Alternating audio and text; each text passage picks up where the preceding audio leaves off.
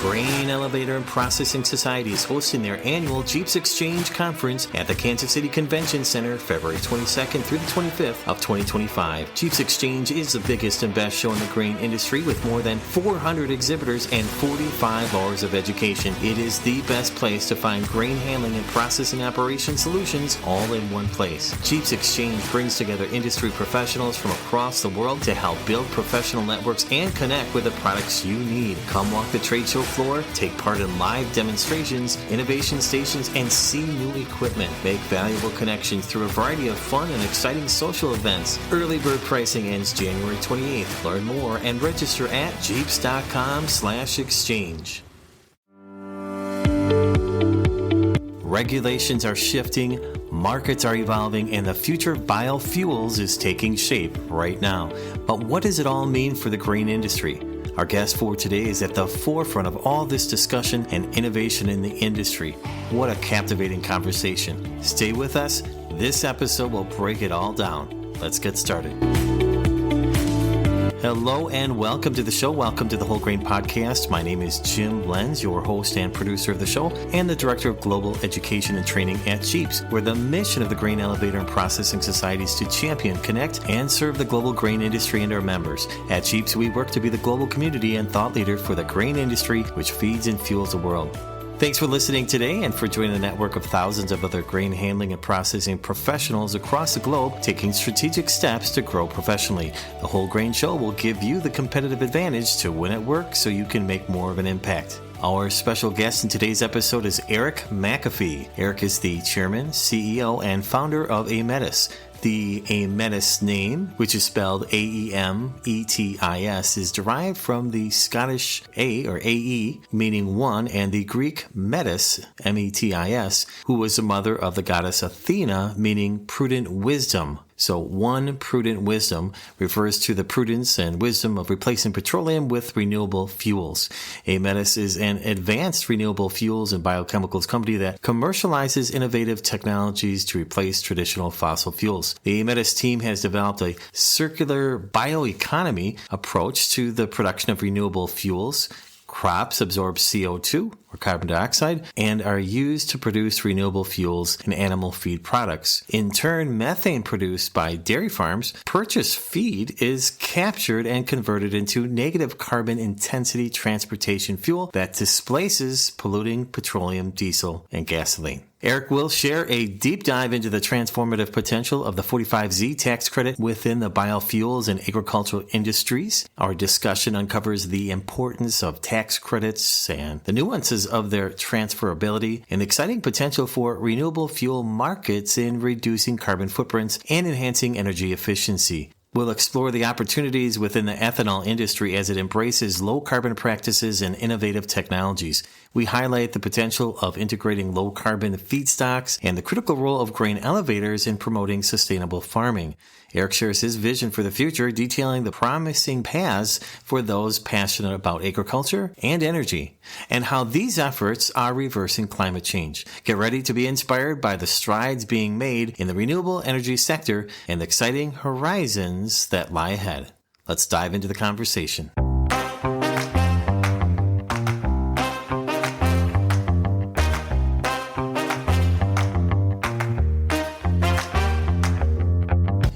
Today, we're diving into a topic that's making waves across the industry, the 45Z tax credit and its impact on biofuels in the grain sector. And I can't think of a better person to guide us through this than our guest, Eric McAfee. Eric is a highly respected entrepreneur, venture capitalist, and a global leader in renewable energy. He's the founder and CEO of Aemetis Incorporated, a company at the forefront of biofuels and renewable energy solutions. Over the years, Eric has founded and funded more than 30 companies across sectors like renewable energy, agriculture, medical devices, and technology. Beyond that, he's played a significant role in advancing biofuel technologies and shaping policies that affect industries like ours. He is a frequent speaker at major events worldwide, from the National Corn to Ethanol Research Center to Abu Dhabi Future Energy Summit. And today, we are fortunate to have him here with us. Eric, welcome to the Whole Grain Podcast. It's a pleasure to have you with us. Hi, Jim. Good to talk to you today. Our listeners can vary within the grain handling and processing industry, but it's good to provide just an outlook because what you do and who you serve and who you connect with has such a big impact on the livelihood of those that the Grain Elevator and Processing Society Jeeps supports. So let's start off a little bit broad and then dig in a little bit deeper. We're so fortunate and lucky to have you here today. So if you could provide some background and overview of Aemetis, a little bit about the background, the history, and the founding principles and mission of Aemetis. Yeah, thanks, Jim. Aemetis is really our second biofuels company. First one was Pacific Ethanol, which I co-founded in 2003 and was focused on corn ethanol. We built 4 corn ethanol plants. We acquired 4 in 2006. Wanted to focus on waste feedstocks, and so sold out of my ownership. We'd taken Pacific Ethanol public by then and started Aemetis.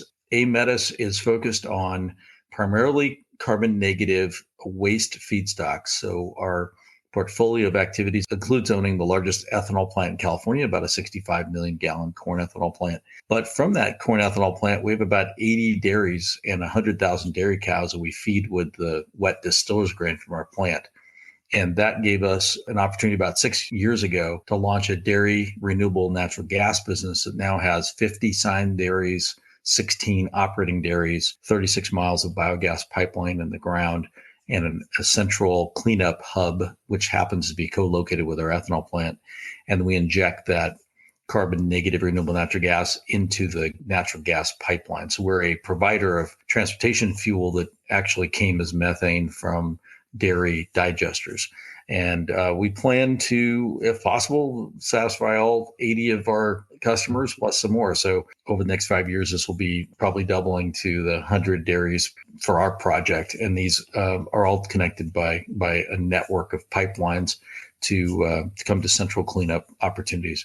So the ethanol business is uniquely positioned to provide carbon negative fuel. Our average carbon intensity is negative 380 for capturing this methane that otherwise would go up in the atmosphere as a greenhouse gas. We also happen to be the largest biodiesel producer in the country of India. It's the first plant I built actually 18 years ago. And we're in the process of taking that company public as we expand it into new sectors in India beyond biodiesel and have populated with a growth-oriented management team. We're excited about the country of India, and we happen to be I think the only U.S. operator operating in the biofuels industry in India.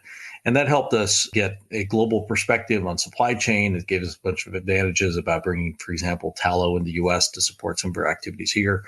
And the last thing I want to note is we do have a sustainable aviation fuel and renewable diesel plant that's fully permitted and a carbon sequestration well that has already been fully permitted for the first phase. And we've actually started the first phase of drilling on the carbon sequestration well. And that's because all the activities I just described produce carbon dioxide. And when you capture carbon dioxide and sequester it permanently underground, you can essentially reverse climate change. Essentially what you're doing is sucking CO2 out of the atmosphere.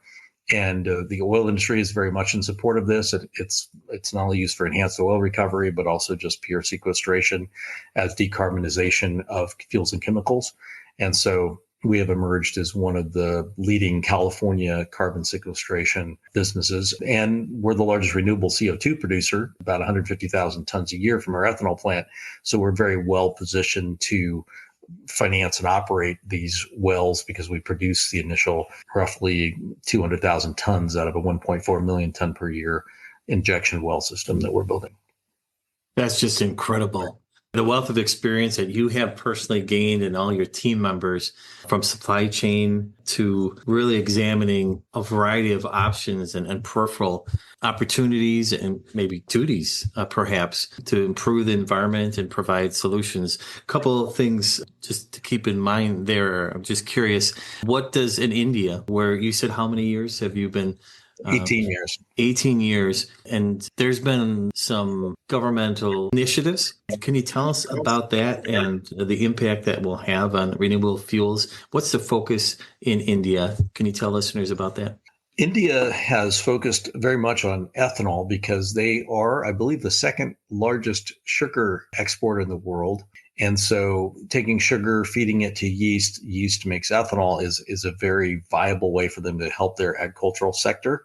They also are a country with no petroleum production in terms of liquid petroleum. They've recently found some natural gas deposits, but they have to import all the petroleum. So any domestic ethanol they can produce can directly offset their import of crude oil to make gasoline, which is very beneficial to the country. They have a national biofuels policy that is updated every 5 years or so, currently targeting a 5% blend of biodiesel. Currently, the country is at less than a 1% blend. It's about 25 billion gallon diesel business. So they're about a billion gallons short of the biodiesel they need. A 5% blend would be about 1.25 billion, and they're currently at about 250 million. So it's a growth industry for biodiesel. And then biogas comes from all these agricultural activities, and the animal waste is a big supplier. Municipal landfills is another one. And so capturing that methane and using it as a fuel to replace gasoline and or diesel is quite a large business there. In terms of the grain market, they have, this is a Wikipedia number, but they have the second largest number of cows and water buffalo in the world, over 300 million animals. And those animals have to get fed somehow. So India is definitely an export market that we all should be paying attention to in terms of animal feed commodities. So huge emphasis in there.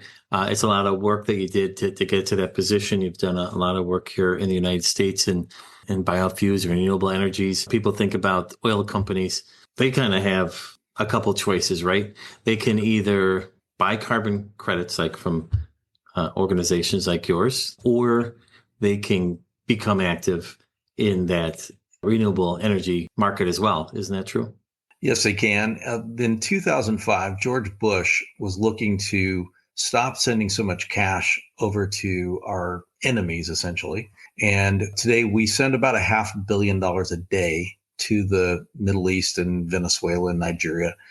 And it's completely voluntary. The United States is still dependent on receiving approximately half of our crude oil from imports. And so if you would have thought 50 years ago, if John F. Kennedy would have said, we're going to go to the moon and we're going to become energy independent. We're going to use our waste streams from our agriculture and from our towns. And we're going to optimize, let's say, fracking, which they didn't know about 50 years ago. We're going to optimize the production of oil and natural gas. We're going to become a country that can export our energy to other countries and not be dependent upon them. Think about how many wars and military budgets that we've had to fund in the ensuing 50 years that would not have been necessary. I do like telling people, if it was all about humanitarian work, we would have invaded the Sudan when the Hutus and the Tutsis were killing each other. But we didn't. And why did we wander into Kuwait with a whole bunch of airplanes and then on to Iraq? It's clear. It's because of the dependence we have on oil. And I think in terms of running a country, corn, soybeans grown on approximately 160 million acres of American soil is a very distinct strategic advantage. If you just look at the globe and you notice that the Sahara doesn't have a whole lot of corn and soybean being grown, even the jungles of Brazil struggle to have consistent supply chains that can support agricultural development. And you start really looking around the globe, China, Russia, they're very cold countries. I think San Francisco is about equal to the middle of China. So you're just not sitting on a globe that can grow a lot of agricultural products. And to a certain extent, we don't understand that in the United States is a source of not only food, but fuel. And in the United States, from a policy perspective, for at least the last 20 years, we've struggled with the idea that if you take the starch from corn and turn it into a fuel, you're somehow starving people. My point is that 42% of the American corn crop goes through an ethanol plant, so it can be cheaper animal feed. People only eat about 1% of the corn. It's not actually the field corn that goes through an ethanol plant, right? It's an edible corn product. That's only about 1% of the corn industry. The rest of it's an industrial product. It's how we use that industrial infrastructure to make the food cheaper is what's interesting. Well, 42% of the corn crop goes through the starch, which is 72% of the corn kernel, becomes sugar, becomes ethanol through yeast, making the other 28% cheaper than any other product in the market. Now, why do I like to say that? Because we couldn't sell anything if we just went to our customer and said, look, I know you can buy it cheaper elsewhere, but please, just because we're a bunch of Midwestern farmers and elevators, would you please just pay us a premium over what else you could buy? We wouldn't sell anything with that sales pitch. We have to be able to be in a position to sell the distiller's grain, which is the protein, oil, and fiber, the 28% of the corn kernel that cannot become sugar and cannot become ethanol. We have to sell that at a lower price than every single commodity that's in the marketplace. And we do that because we have the ethanol industry. So I don't know how this works at scale, but I like saying to people, when you eat a donut, you're eating starch. We really don't need to give as many donuts to dairy cows as what we currently do. So why don't we take the donuts out, make that into fuel, and then sell the protein, oil, and fiber at a discount. Out here in California, it's almost a 10% discount we sell to every other available commodity from any location on the planet Earth. And I think with that mentality, we're now thinking like a country that can use our agricultural lands to provide lower cost energy. By the way, our ethanol sells for a net price of about $1.80. I go across the street and I buy it back. The same molecule we just shipped, I pay over $4 a gallon for here in California. So if we could just figure out that we should not be importing this crude oil and all the damage of environment and terrorism and, supporting bad regimes and all the stuff that goes on, but instead fund the American corn farmer, the American elevator, American railroad, and trucking. That's really physically who we're funding with that money. Right. I think we very quickly find ourselves to be a country that has a lower military expenditure and a whole lot fewer wars than we currently have. We'll be right back after a message from today's sponsor. Every day, feed and grain facilities face highly explosive combustible dust that threatens safety, compliance, and operations. Traditional cleaning methods don't eliminate the risk, and OSHA is cracking down. Sonic Air's engineered dust control fans stop dust from accumulating before it becomes a hazard. Their NFPA 660 and UL approved technology automates compliance, reduces fire risks, and eliminates the need for costly manual cleaning. And we guarantee it even in the dustiest environments. Stay ahead of OSHA and stay safe. Visit Sonic Air at Jeeps Exchange booth 2926 or go to sonicair.com. Sonic Air, dust is done. Wow, what an incredible perspective that you're at. I think that is just awakening to how you just expressed that. There is a lot going on in DC. I'm sure you and your organization has been very active there. I spent a lot of time there. Could you please share a little bit more information about 45Z tax credit? Let's go under the perspective that there are listeners who are not aware of that. Start off broad, and then what's the impact? Where are we at right now? Where do you think we need to head? Absolutely.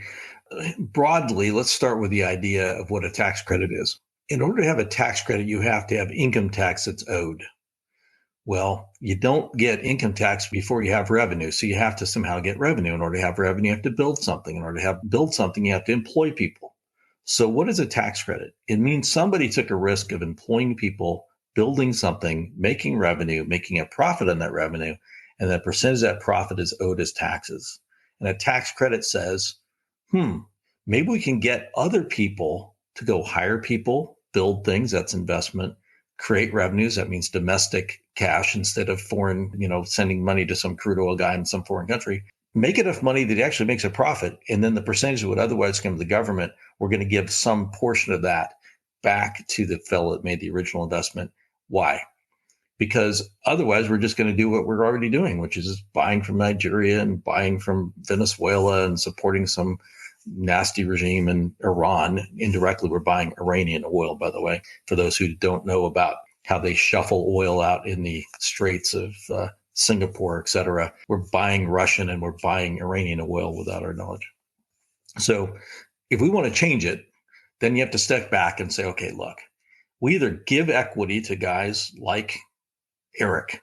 They do this in China all day long. I was in Hong Kong with 5 friends in high school, and they received $50 million directly from the Chinese government because they were making CD-ROMs, so carrying music, which looked a whole lot like thin film solar panels. So the Chinese government came into their business, said, here's 50 million in cash, go buy the equipment you need. Here's the real estate you need. I went and visited their factory up in mainland China, and it was just a massive open building with a bunch of unwrapped equipment in it.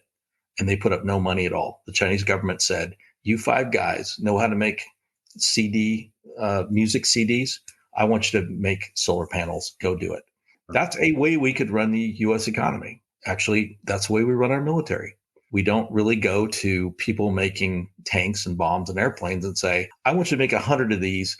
And you know what? If they work on the battlefield, I'll pay you for them. We don't do that. We say, make 100 of them, whether they work or not, I'm going to pay for them. We put equity in our defense system because we really care about defense. And I'm completely supportive of that. But tax credits are a very loose way of saying, look, we really like to do something, but let's not take much risk. Unless that thing becomes successful and makes money and it has employed all these people, made all this investment, we're never going to have to pay up on the tax credit.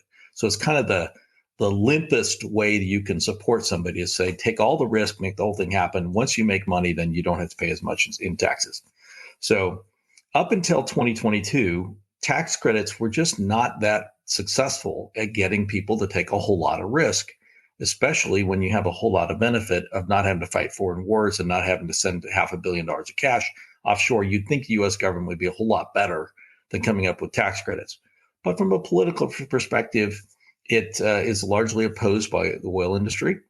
And so the concept of biofuels and renewable fuels. And so this was able to get through Congress. In 2022, there's one little component of tax credit that changed the whole arrangement. And that was that they were allowed to be transferable. So if I make some money before 2022, I had to wait for 7 or 8 years before I had depreciated all of my assets. And I was now at a point in which I was paying big taxes. And then I finally would get some value out of the tax credit. Well, that changed in 2022 by making them transferable.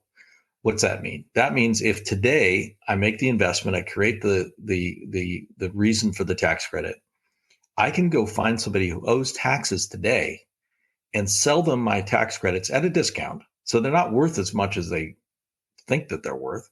Why? Because the guy buying it is going to give me cash, and so he wants a discount.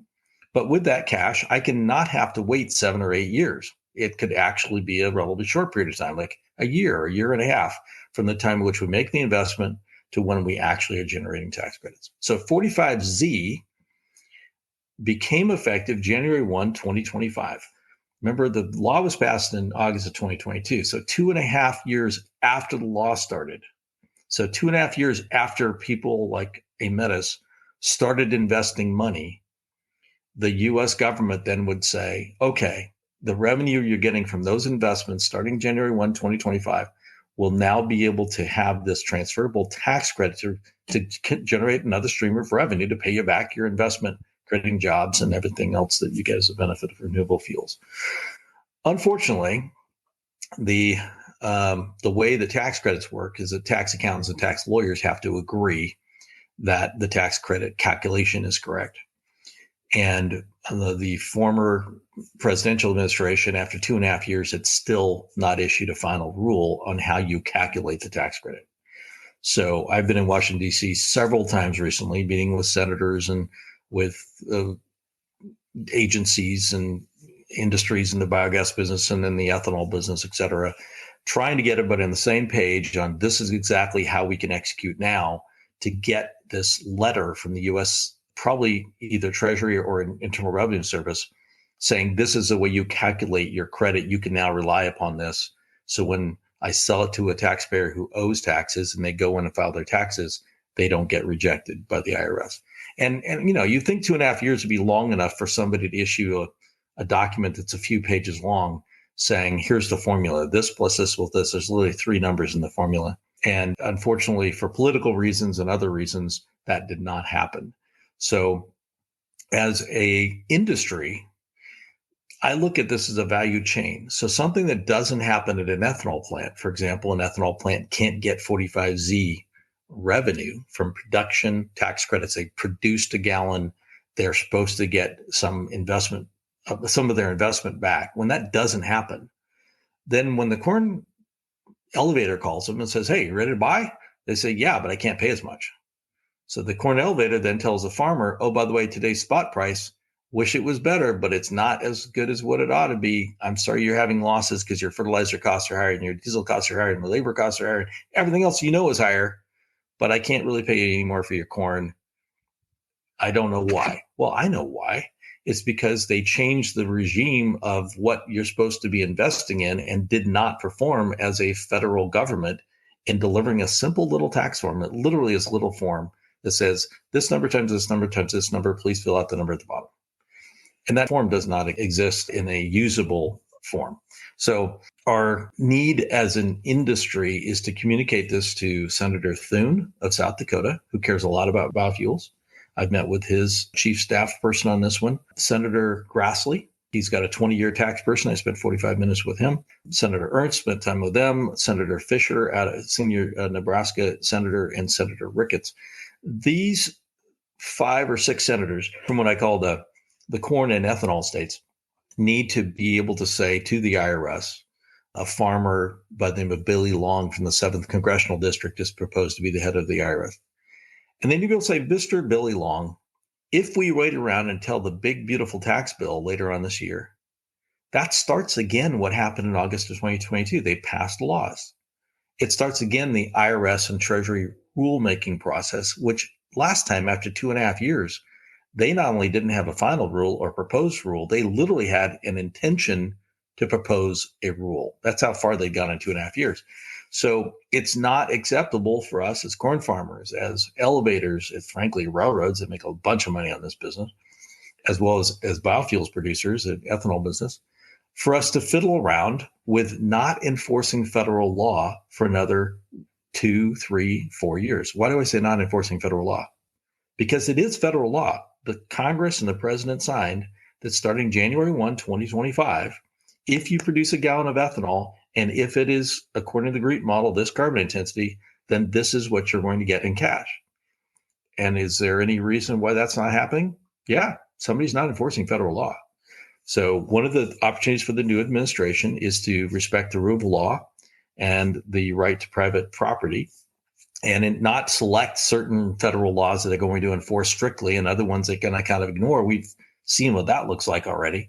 Let's actually enforce federal law. So this is a multi-billion-dollar investment opportunity that comes through tax credits. So only paid by people making profit. So you don't make a profit, the tax credit's completely worthless. So you have to find somebody who's making a profit to fund somebody that wants to make an investment and create new jobs and create new domestic products.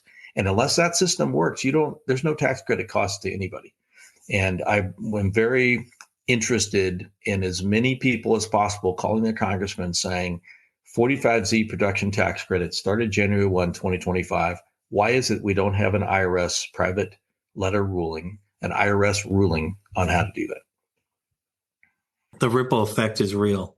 You express that. So there's a lot of education you and your team did and others to get people up to speed as quick as possible, give them an overview of the impact it really has. And we do fundamentally need to support where the food chain starts, right? With the supply chain with farmers, with the producers, and then it carries through. So you expressed that clearly. Thank you for that.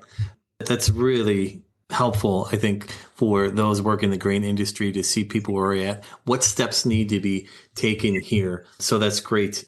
Eric, with the recent executive orders from President Trump, including the national energy emergency and unleashing American energy, how do you see these changes affecting both Aemetis and the broader biofuels industry? I think it's a great opportunity. Of course, the challenge in everything is execution, not necessarily coming up with a great grand vision, but actual execution. And I'll go back to our previous point, which is Billy Long, new head of the IRS, farmer from Missouri. If he decides, you know what, we need to get the production tax credit, which is federal law, to have a form that people can fill out and send in, I bet you in about 6 hours, because he would just pull out Form 3800 and you would fill out the cells below. They already have a draft of the thing. It's just they haven't completed it. They haven't issued it. And so I personally think in a crisis, we all lived through COVID.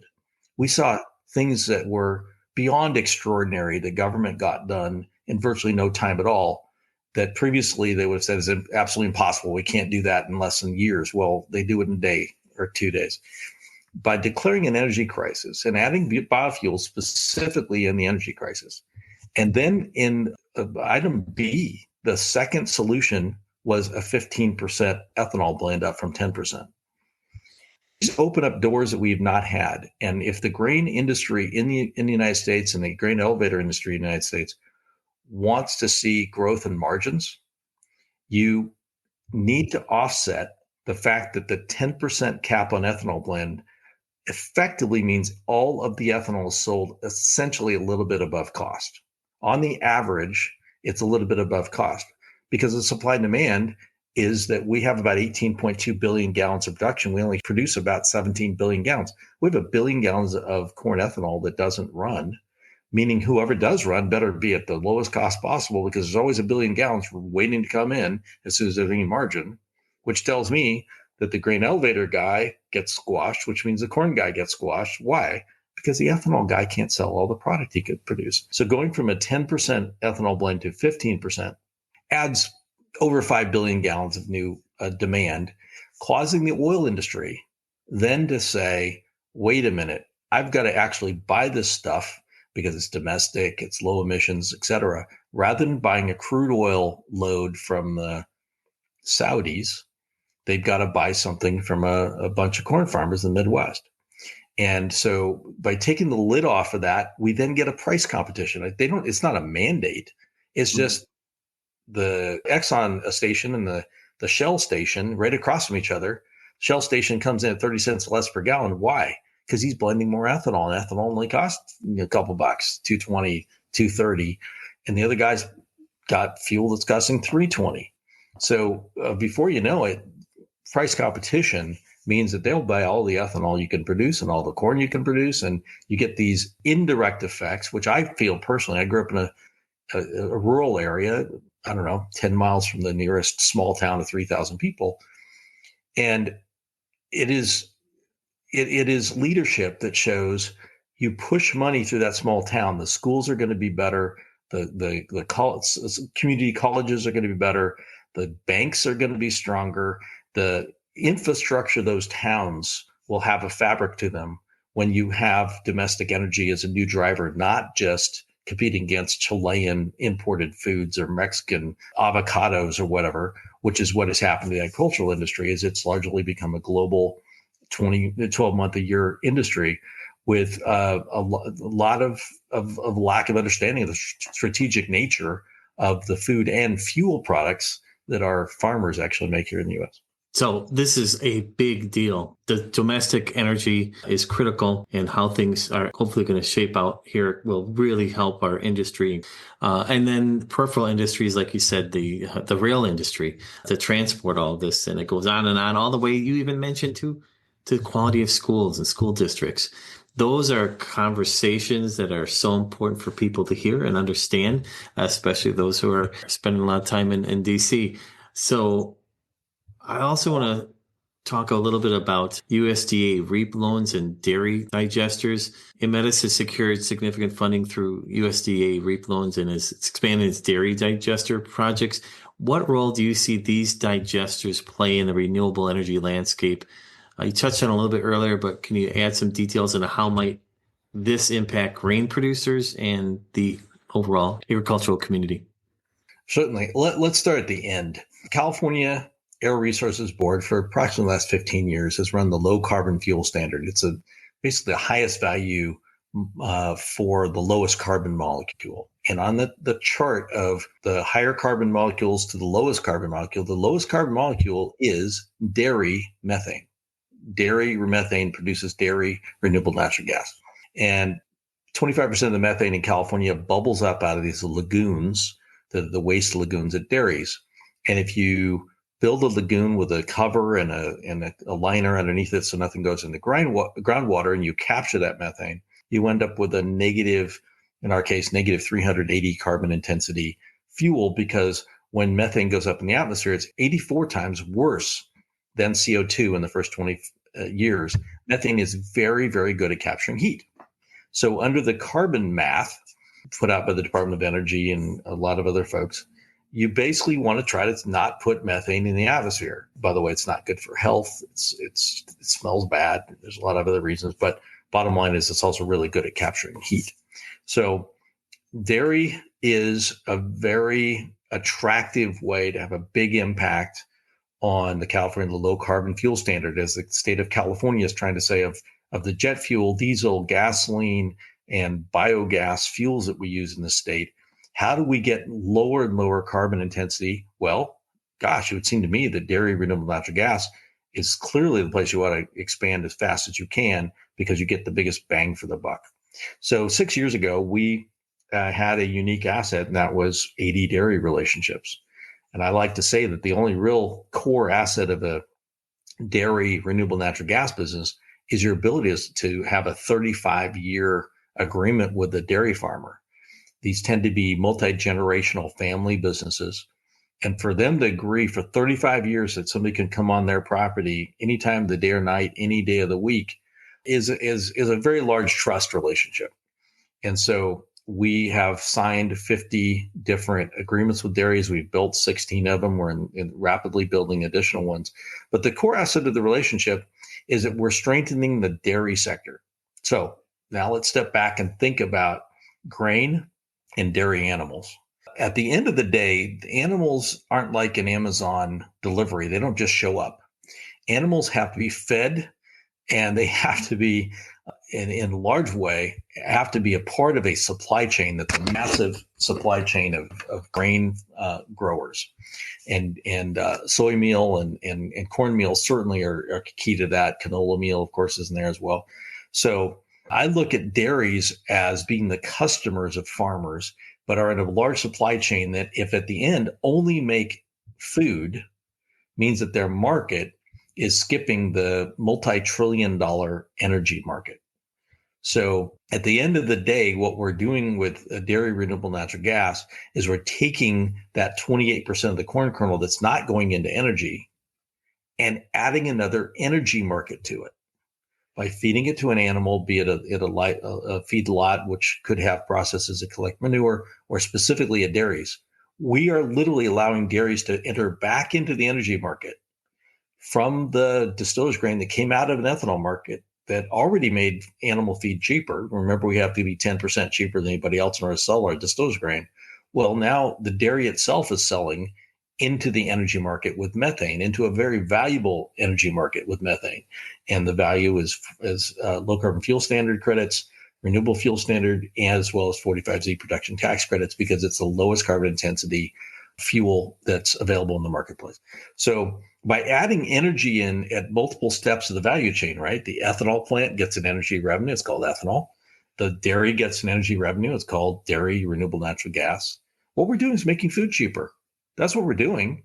If the dairy didn't have that revenue, what would it have to do? It'd have to have higher price everything, right? Cheese, butter, cottage cheese, fluid milk, beef. I mean, just everything the dairy producers has to be more expensive if they don't have the energy revenue from the dairy. That then flows back. If you do have the additional revenue, then they can pay more to the ethanol plant for the distiller's grain. And the ethanol plant can pay more to the grain elevator. And I guess theoretically, the rail guy who gets their tax on everything. So I look at it as a value chain, and where the revenue is in the value chain is where you can then figure out what the commodity prices are going to be. The more energy revenue we throw into the value chain, the lower cost of the food that comes out for the consumer, and the higher prices that happen for the producer. That's the key.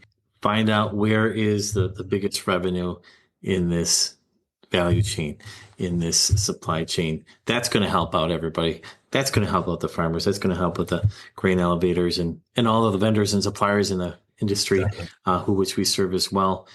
California Air Resources Board, CARB, had a recent approval for your dairy digester pathways and expected to increase LCFS credits significantly. How will this impact folks in the renewable fuel space again? The low carbon fuel standard credits in California have been lacking a perspective of what happens over the next couple decades.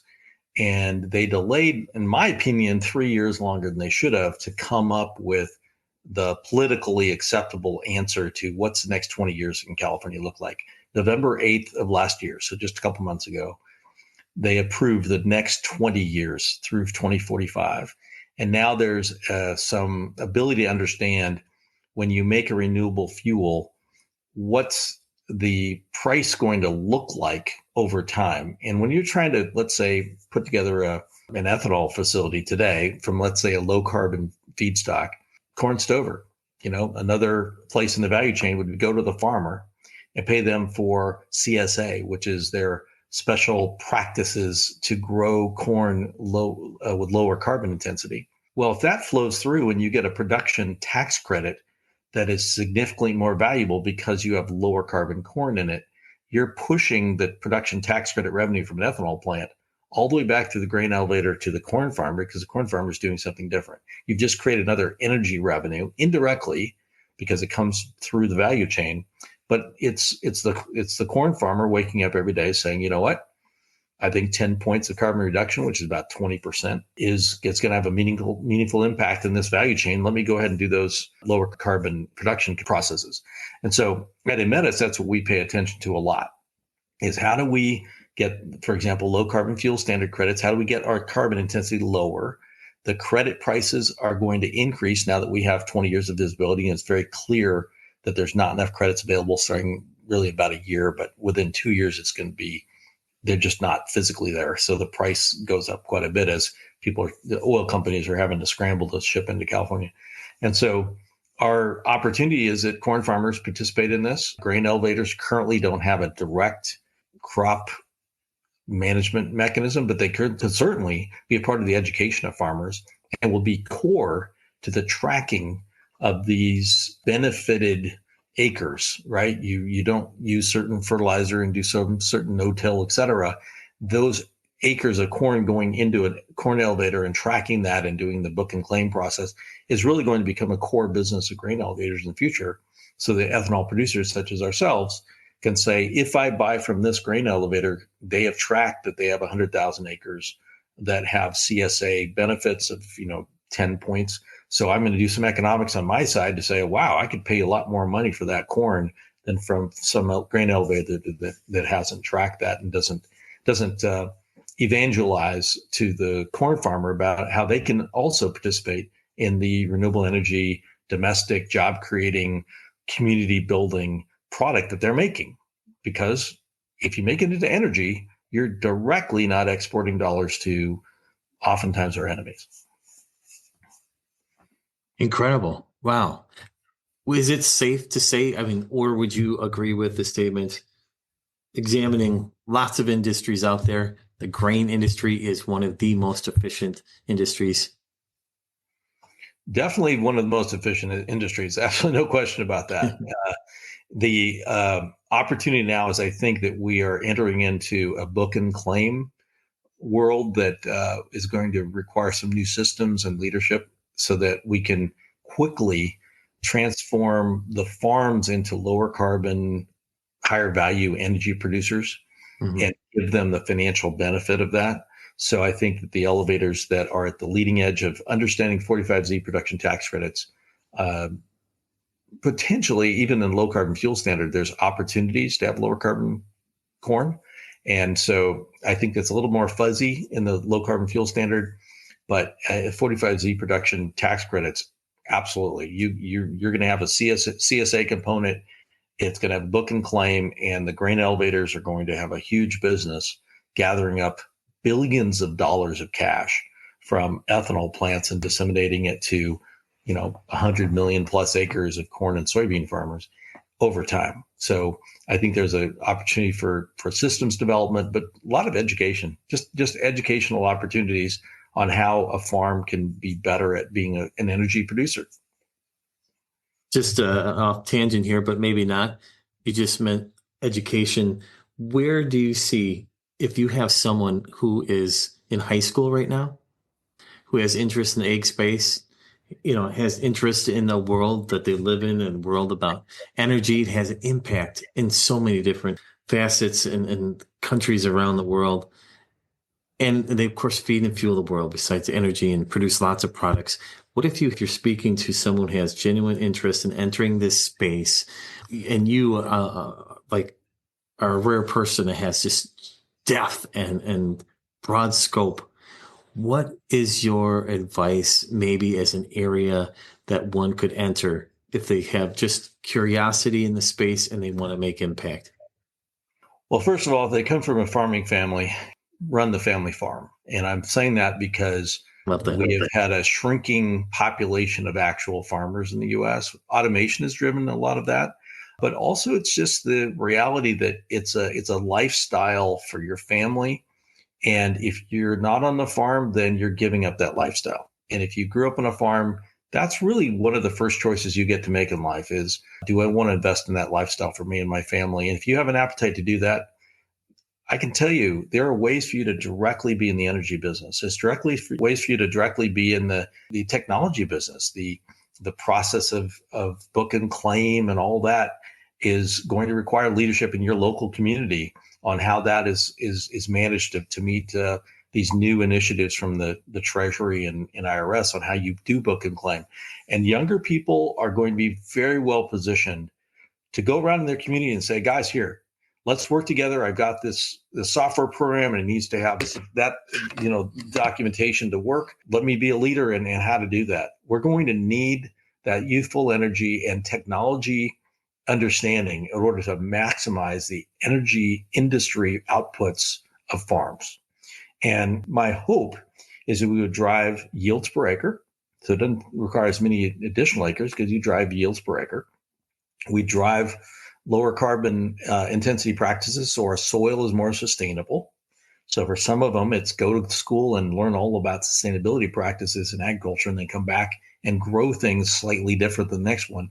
If you lower fertilizer inputs, you're lowering natural gas inputs. You're lowering natural gas inputs, you're lowering the carbon intensity of what you're doing and potentially making the U.S. that much more independent. So we have many opportunities in agriculture that are at such massive scale that many people can't comprehend. 160 million acres need to be impacted by a certain process. And I think some people that are young people that grew up on farms or in smaller communities have an easier time grasping how to directly impact this food and energy value chain, because increasingly it's adding that energy layer in that's just going to be a layer of complexity that farmers are going to have a hard time adopting to. And I think the grain elevator is going to be core to that. The grain elevator, I think, is going to need a lot of young, trained people to go out and to evangelize and then to systematize and to actually execute on getting more and more energy revenue coming through the grain elevator that then gets spread around the local community. Very nice. Thank you for that touch. So many people are new that come into the industry, and that can be a challenge. Any quick thoughts or words of wisdom in relation to supporting to those who are new to industry and get them to the speed? Because there are job opportunities there, and the struggle is real to find those curious people and hardworking people to do that. Well, hopefully what we're going to have this year is an increasing shortage in ethanol production in the United States. Why? Because if we go to E15, which the president is already, in his energy crisis, he said E15 is listed as number 2 solution for how to do this. That would require the construction of new ethanol facilities. That would require expansion of our corn production in the U.S. There are other feedstocks for ethanol that include agricultural wastes, such as corn stover, et cetera. And so I think we could be entering into a cycle of innovation of how to make the ethanol molecule. Ethanol is a great hydrocarbon. You can turn it into jet fuel, turn it into lots of other products. So the ability to make ethanol is like a fundamental chemical building block for even plastics and other things. So I think from the farm perspective, people looking to get into the industry could really start with watch this process happen of expanding ethanol. And you're going to just need a lot more corn farmers, a lot more corn elevators, and a whole lot more ethanol plants to add another 5 billion gallons on top of the industry with only capacity of 18 billion.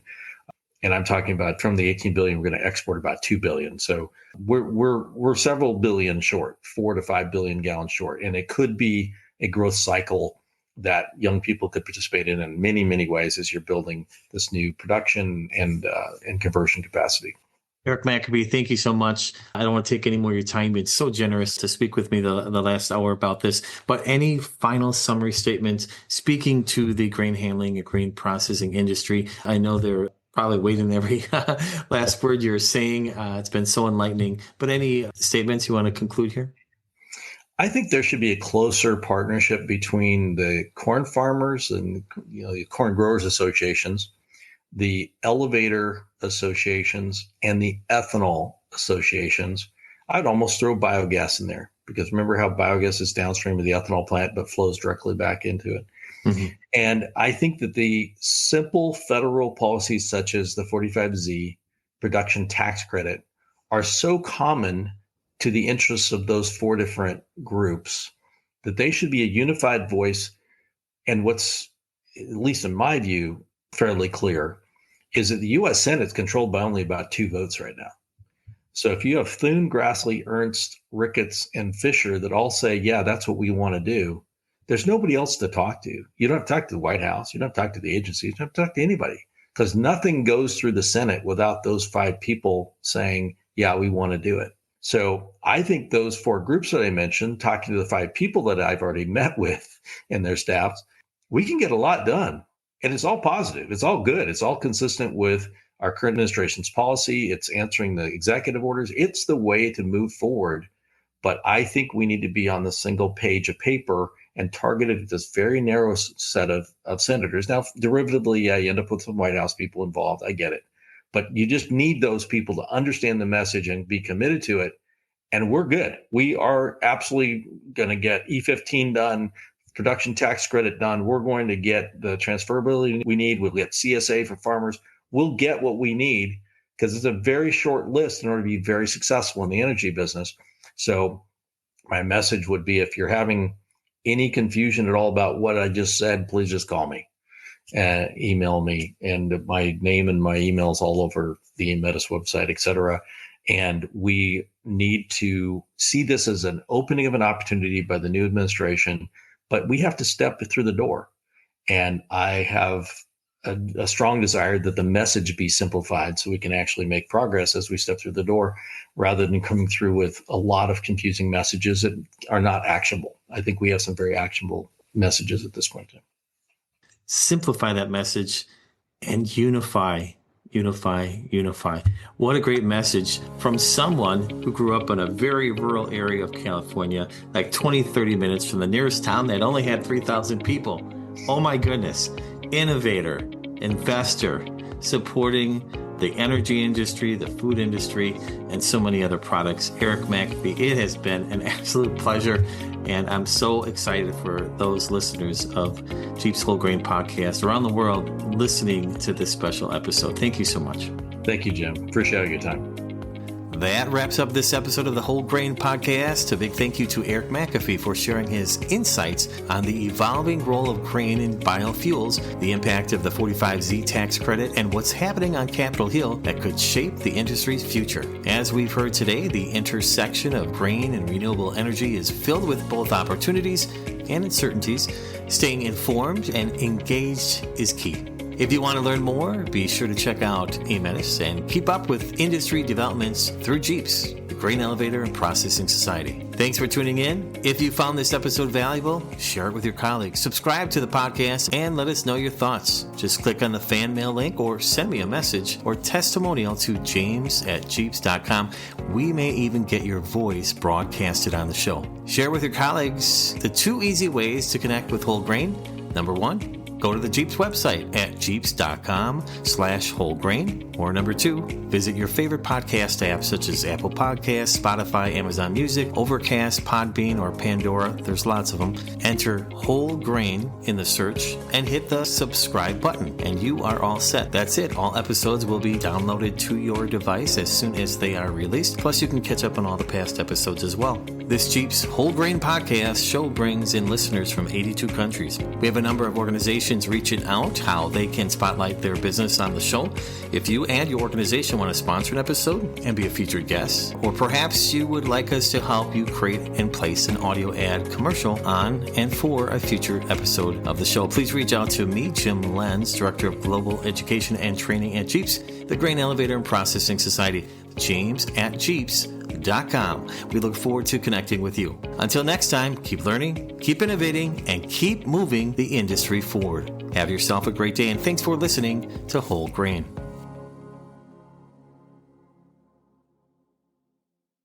Jeep's training and education program is proud to release Introduction to Grain Operations. This new course is a multimedia version of what was known as Jeeps 500, with dynamic graphics, video examples, photographs, multidimensional illustrations, animations, and interactive exercises. This course is sure to prepare your team for the work you need them to do. This is a great industry primer at a great price. For a limited time, Jeeps members may purchase the course for just $195. Non-members still save and pay just $295. For more information, visit Jeeps.com.